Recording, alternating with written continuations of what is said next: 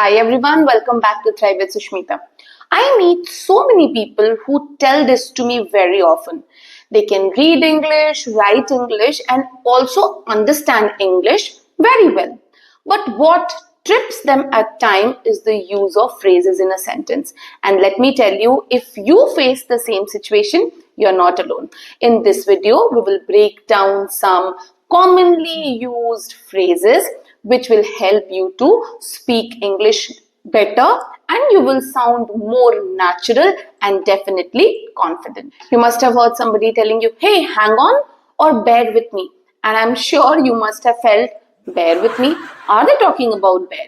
So instead of those awkward smiles, it's better to learn them and use them like a pro. So by the end of this video, I assure you that you will be using these phrases like a pro in your daily life. So why wait? Let's begin. First one is by the way. By the way is used to introduce a new topic or it adds some extra information.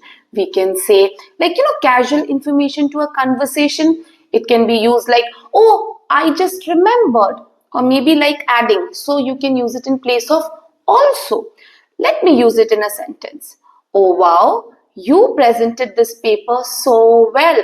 By the way, where did you learn to speak so confidently? See, you were talking about presentation skills or speaking skills, but you also added some extra information where you wanted to know that from where the person has learned to speak so confidently. Is he or she watching Thrive with Sushmita?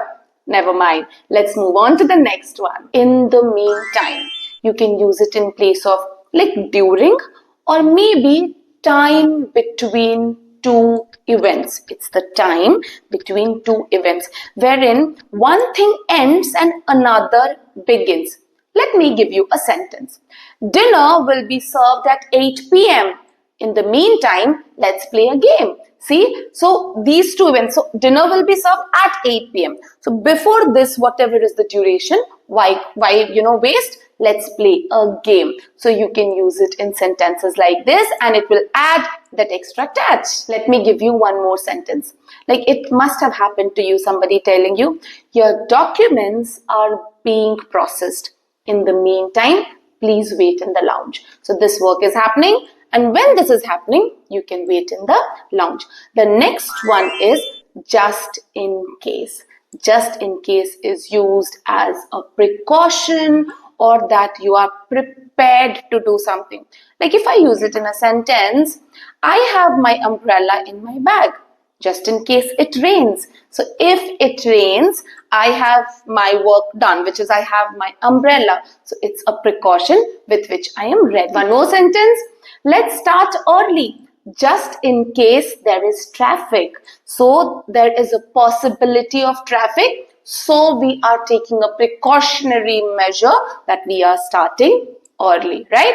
The next one is I am looking forward to. This is about being excited or happy about an event that will happen in the future.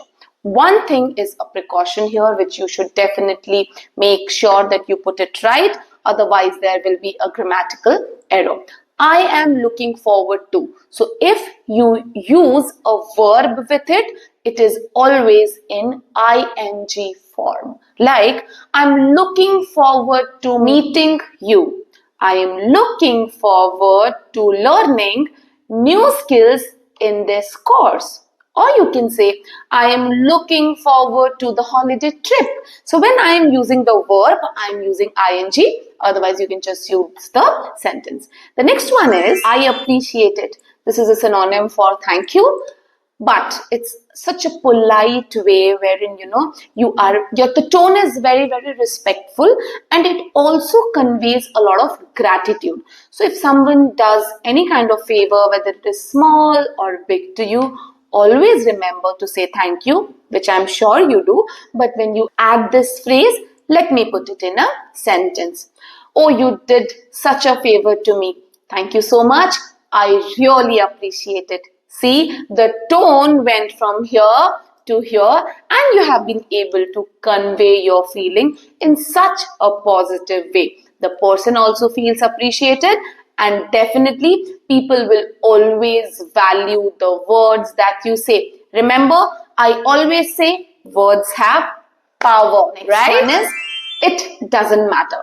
So it basically means like no problem, no worries, or maybe just it's okay. So if I put it in a sentence, you can just say that it doesn't matter if we lose. We had fun playing the game, right? So see, it is trying to just tell that it's okay, it's nice, it's fine, no worries. But the standard of your sentence improves. So yes, next time you can use one of these. The next phrase is back to you. This is the most common one. All of us have been like using this. This basically means replying or responding to something after some time, or you're taking your own time and you will definitely get back, which means you will. Let me ask my parents and I will get back to you. So your friends have invited you for, let's say, a sleepover or maybe just for a dinner party. How will you tell them? Let me ask my parents and I will get back to you. The next phrase is hang on. Hang on means you can use it in two ways, okay? The first one is like wait. Hang on. Wait. Hang on. I will just check if she's available. You can also use it in sentences wherein you want to convey or you want someone to just hold on. Times are hard. Just hang on and be positive, which means whatever the situation is, just hold on. So you can use it in two different ways. The next phrase that we will learn is never mind. Never mind means something which is not important, or maybe very casual way of saying forget it or just don't worry. If I use it in a sentence, you can just say, I was about to call you. Never mind, you are here. So yeah, it's okay. I mean, I'm not calling you. You are here. So I mean, I'll be able to talk to you. So that's the use of never mind. The next phrase is that makes sense. That makes sense. It is like adding that logical reasoning. Okay. If I tell you in a sentence, let me give an example. You were not available for the meeting. I guess you had fever. Oh, that makes sense now. Which means the person was not available for the meeting. Why? The reason that he had fever or she had fever. So now, because he had fever and didn't attend the meeting, that makes sense. So see, it beautifully enhances the way you speak. Next one is give me a hand.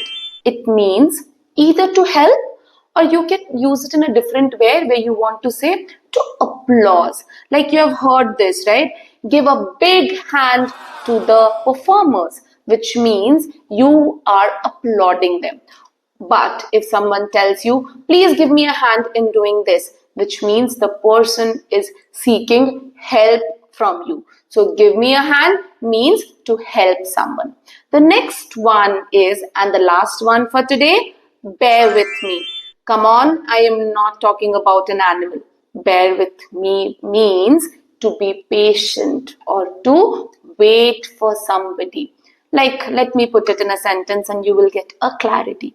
Please bear with me till I find the file, which means have patience, give me a moment, I will get the file or I will search the file or I'll look for the file. So till then, can you please bear with me? Which means can you please have the patience of waiting, right? See how beautiful the sentence sounds now, correct? You can also use it in a different way. I am new at this, so please bear with me while I learn. So yes, the person is wanting you to be or expecting you to be patient while the person is trying to learn something new. So when you use these phrases in your daily life, it enhances the way you speak and definitely it brings that you are a very natural speaker, right? So let me know in the comment box which one of these will you be using or maybe you are already using. I will see you in the next video. Till then, keep smiling and definitely keep thriving with Sushmita. Thank you so much.